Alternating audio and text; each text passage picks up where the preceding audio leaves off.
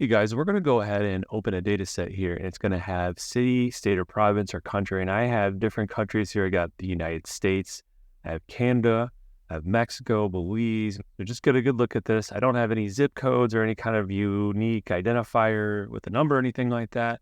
And this is all I need to plot some map data, or we call this geocoding. We're going to go ahead and use Python to do this, and I promise you it's very easy. So let's check it out. Okay, we're going to want to create a new Python file here. So we're going to go to File, New File, and then we need to import a few modules here. We're going to start with Pandas, and we need that to read, manipulate, and kind of work with tabular data. And then we're going to also import Nominatim from GeoPy, and that's going to help us geocode or convert addresses to geographical coordinates. And then Folium, that's going to be used to create and customize the map and add some markers to it. So that's going to plot where the actual location is. If you need help importing these modules using pip, this is just a quick way to do it. Now, if you're using Apple or Linux, or you're using a different type of interface like Anaconda, you might have to do this a little bit differently. But if you just want to send me a message or something in the comments, I can help you through that if you need it. But there's a lot of good videos how to do that. All right, now that we're done with pip here, let's go back to our code here, and I'm going to start typing in some things here. So we're going to call our data frame data, and I'm using pandas to import it. I'm going to label some things here for you, but not everything. You can see data there that corresponds to pandas as PD right there. Okay, this next line of code initializes a geocoding object using a library or a geocoding service called Nominatim. And so in this instance, we need to provide a user agent string. This can be whatever you want, but I just put my geocoder here. Okay, now we're going to define a definition to geocode addresses. And so this location definition here, this is the crux of the whole code right here. We're using our city, state, or province and country data to get latitude and longitude coordinates, which we need to geocode. If all goes right, it'll return us these coordinates, but if not, it'll give us nothing. Typically, when it gives us nothing, there's something wrong with the data that we provided, maybe a typo or something.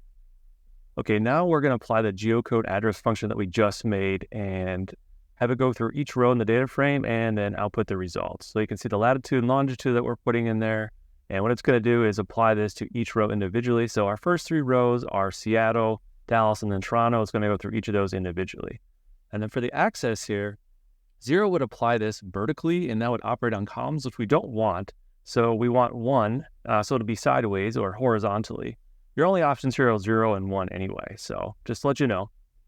Now I'm going to calculate the mean coordinates to center the map when it first opens. Basically what we're going to do is get the mean values of latitude and longitude, and should hopefully put our starting point in the middle of the plots. Let's look at a map for some perspective. Let's say we have 2 data points in London and Tokyo. By getting the mean of their coordinates, the map will start in Kazakhstan, which is about the middle point. By starting here on the map, I'll be able to easily see London and Tokyo when the map loads.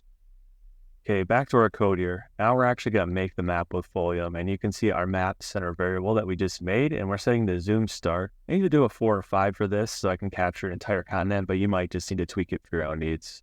Okay, now we're going to add markers for each location in our data frame. So you can see we're doing this loop right here with index and row data. And what we're going to do is see if latitude and longitude data are available. And if they are, we're going to add a marker with the location's coordinates and city name. So you can see there, pop up over there, and city. So that means when we click on the unit on the map, the city is going to pop up. So if you want to put something else there, you could. We're going to do city though in this case. And then lastly, we're going to save the map to an HTML file. So you can name it whatever you want. I have geocoded_map.html. But like I said, whatever you want. At this point, I think we can go ahead and run and save it. So let's do that. And let's just put it in our directory. We want to save it. We can just give it a file name. You can just name it whatever. I'm just going to name it geocoding maps. All right, let's save. And as soon as we do that, it's going to run. And let's go check it out. So in our folder here, let's open up our file. All right, the zoom looks pretty good. We have North America there. We have Winnipeg, Seattle. We have Belize City. Zooming in a little bit just to look around.